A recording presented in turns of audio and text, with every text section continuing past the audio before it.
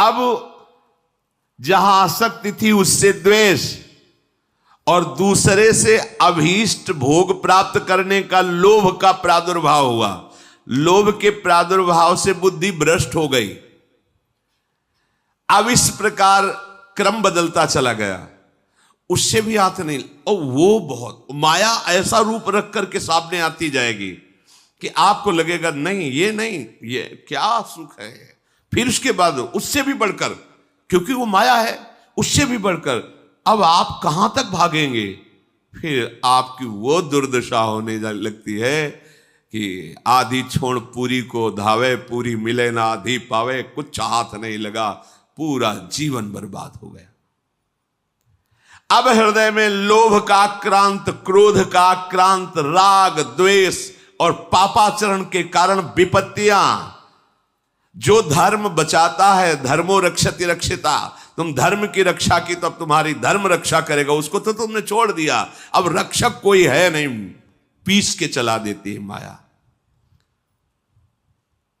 चलती चक्की देख के दिया कबीरा रोए, दो पाटन के बीच में साबित बचा न कोई। तो चलती चक्की देख के दिया कमाल ठठाए, राह सहारे कील के तो बाल न बांका जाए। इस संपूर्ण सृष्टि संचालन की कील है श्री भगवान। राधा राधा कृष्ण कृष्ण कृष्ण, राह सहारे कील के तो बाल न बांका। वो सब संभाल लेंगे जो बिगड़ा हुआ है। एक बार तो आप कदम रखो अध्यात्म में। अब वो क्या करता है, सारा नाटक करने लगता है केवल अपनी वासनाओं की पूर्ति के लिए। चाहे वो धर्माचरण का नाटक हो, चाहे सेवा का नाटक हो, समाज कुछ भी, वो केवल नाटक करने लगता है अपनी वासना की पूर्ति के लिए। वो केवल नाटक करने लगता है धन के लिए। धर्म का बहाना, सेवा का बहाना, और धन प्राप्ति की चाह, वासना की पूर्ति की चाह, यही पाप चाह है और यही उसकी दुर्गति कर देती है। इसलिए अपने मित्र बनो। क्या, जब इंद्रियां आपको विषयों में फंसाने जा रहे हो, उसी समय शास्त्र की बातें, गुरुजनों की बातें तुरंत हृदय में लाओ और उसे काटो। पर यह ऐसा नहीं होता, हम फंसने के लिए राजी। ये माया ऐसी मीठी छुरी है, अपने हाथ से गला काट लोगे। ऐसा मीठा जहर है, अपने हाथ से मांग के लड़ के पालोगे। नहीं, आप मुझे दीजिए, जो होगा देखा जाएगा, ऐसा जहर है।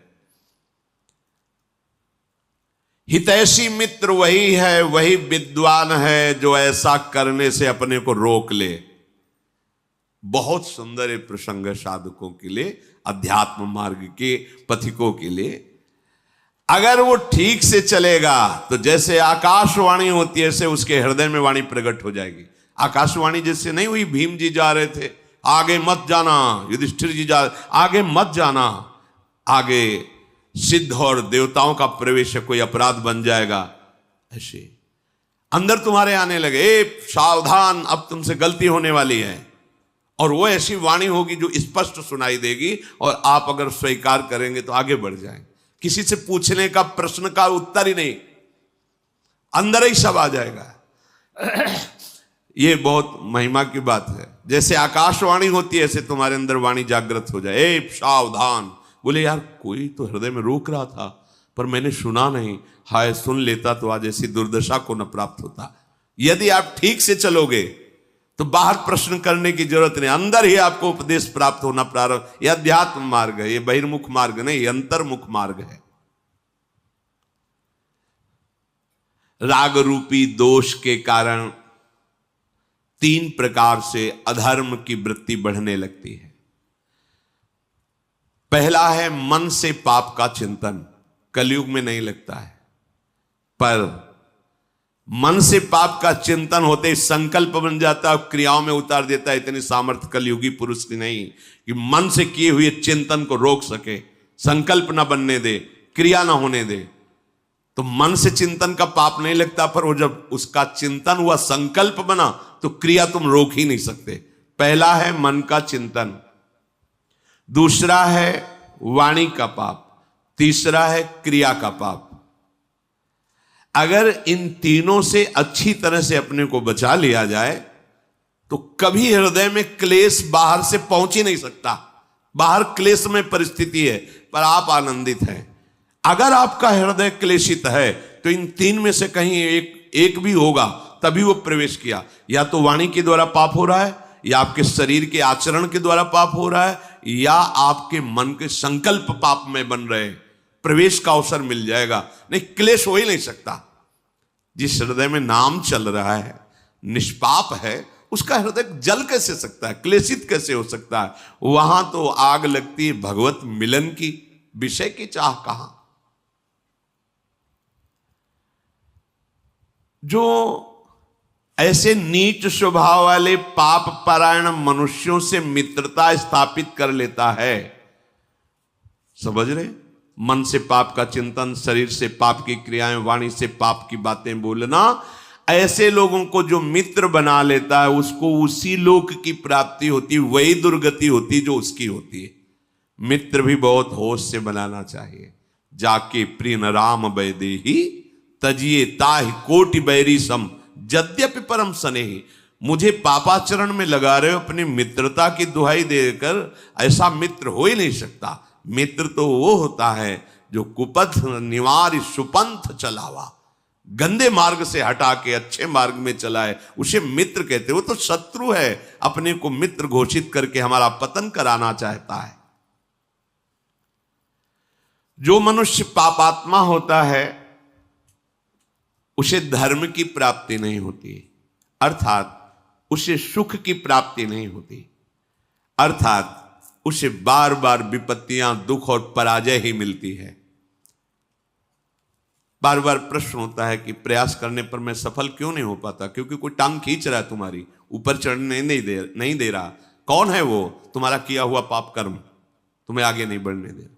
ये तो आप अच्छे से समझ लो, खूब हृदय के अनुभव की बात करते हैं। जहां गलती होगी तो तुम शरणागत हो, तुम्हें आगे जन्म में नहीं भुगतना है, अभी भुगतना है। क्योंकि कैसे भी हो तो श्री जी के ना, आप देख लेना, अगर गलती करोगे तो इसी, अब आगे के लिए तो नहीं, क्योंकि बहुत कृपा है, वो तो विश्वास करो। शरणागत हो, जैसे भी हो, मेरी महारानी जो नेक हो न रिस्कहूं भूली हूं न हो सकी, स्वभाव है। पर मेरे प्रीतम का जो विधान है तुरंत भोगना होगा, तुरंत।